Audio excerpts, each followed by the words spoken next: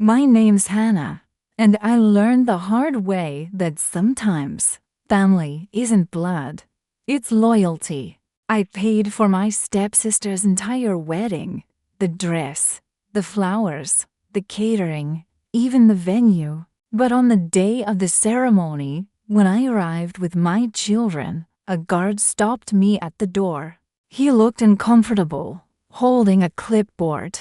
Then he said the words that froze my heart. "Ma'am, I'm sorry, but your kids aren't on the guest list." I frowned. "What do you mean? This is my sister's wedding. I paid for this place." He shifted nervously and turned the clipboard around. Taped to it were photos of my children, and right above them, written in bold black marker, were the words, "Do not admit." My stomach dropped. Behind him, I could see guests laughing, glasses clinking, the music starting, and there was my stepsister, Chloe, in her white gown, posing for photos like a queen. When our eyes met, she smiled, a perfect, cruel, deliberate smile. You see, Chloe came into my life when I was 12. My dad married her mom after my mother passed away. Chloe was 2 years older, pretty, confident, and spoiled in ways I never was. She called me the charity kid. If I borrowed her things, she'd spray them with perfume after I returned them, like I'd somehow dirtied them years later. When our parents passed, I tried to keep the family together. I had 2 kids. She had none. When she got engaged, she called me crying. Her fiance's family wanted a big wedding, but they couldn't afford it. Without thinking twice, I said, "I'll help. I'll cover the expenses." She thanked me like I'd saved her life. I felt proud, like maybe this was our chance to finally be real sisters. The months flew by in a blur of planning. Every dress fitting, every food tasting. She wanted me there. But the closer the wedding got, the colder she became. Suddenly, she stopped answering my messages. She changed the seating chart 3 times, always moving me farther from the head table. And when I asked if my kids could be flower girl and ring bearer, she said, "Oh, Hannah, it's an adult wedding. You understand, right?" I smiled and said I did, but inside, something felt off.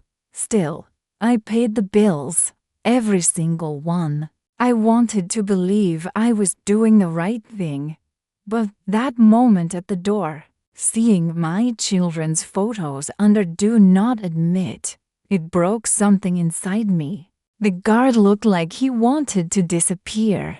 I whispered, "You can let me in. I paid for this wedding." He shook his head. Orders from the bride. And that's when it clicked. She didn't just exclude my kids. She wanted to exclude me. I turned around quietly, took my kids by the hand, and walked away. No scene, no tears, just silence. But revenge doesn't always come with shouting. Sometimes it arrives on paper. 2 weeks later, Chloe called me, sobbing. Apparently, the wedding venue had canceled their remaining services. The photographer was demanding payment. The caterer had withdrawn. Why? Because all the contracts, every single one, were in my name, and the payments, refunds, were being processed to my account. She screamed, "You can't do this. That was my wedding." I took a slow breath. "No, Chloe. It was my generosity, and you banned me from it." She fell silent. I could hear her breathing hard on the other end. Finally, she muttered, "You embarrassed me." I almost laughed. "No, you embarrassed yourself." I hung up. A week later, I saw a post online.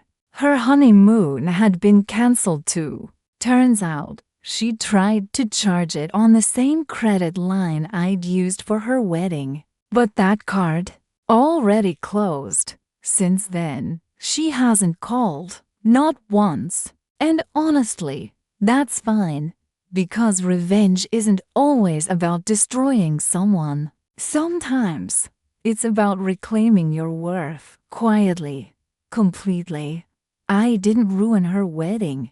She did that herself the moment she forgot who paid for it. And when I look at my kids now, laughing, safe, loved, I realize I didn't lose family that day. I just finally saw who wasn't mine to begin with.